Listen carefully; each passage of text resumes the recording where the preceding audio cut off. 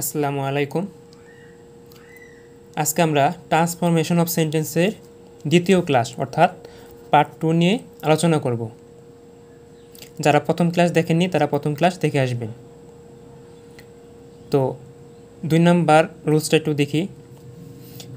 Affirmative থেকে negative করার ক্ষেত্রে অ্যাফার্মেটিভ সেন্টেন্সে যদি মাস্ট থাকে তাহলে মাস্টের পরিবর্তে আমরা কী লিখতে পারি?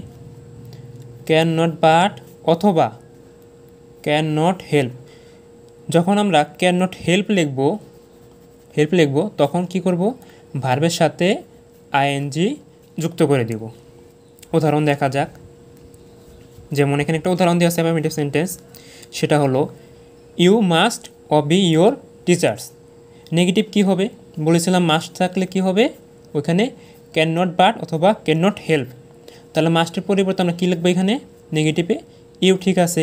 মাস্টের পরিবর্তে লিখলাম হলো ক্যান নট, বাট, তারপর বাকি যা ছিল সব সেম, অবি ইয়োর টিচার্স। এখন মাস্টের পরিবর্তে যদি আমরা ক্যান নট হেল্প লিখি তাহলে কী করব? মাস্টের পরিবর্তে ক্যান নট হেল্প লিখলাম। নেগেটিভ সেন্টেন্সে ইউ ঠিক থাকলো, মাস্টের পরিবর্তে ক্যান নট হেল্প লিখলাম। এরপরে কী বলছিলাম? ভার্বের সাথে আইএনজি যুক্ত হবে। ভার্ব কী ছিল? অবে। অবের সাথে কী যুক্ত করব? আইএনজি যুক্ত করব, অবেইং। তো কী হবে negative sentence? You can not help obeying your teacher.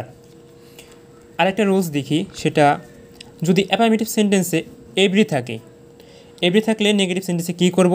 এভরির পরিবর্তে লিখব দেয়ার ইজ নো, প্লাস কী হবে? পরের শব্দ, এটা খেয়াল রাখতে হবে, পরের শব্দটা লিখতে হবে। তারপর কি লিখতে হবে? বাট। উদাহরণ দেখলে বোঝা যাবে। অ্যাফার্মেটিভ সেন্টেন্সে যদি কী বলছিলাম? এভরি থাকে, তাহলে কী হবে? সেটার পরিবর্তে দেয়ার ইজ নো। সেন্টেন্সটা কি?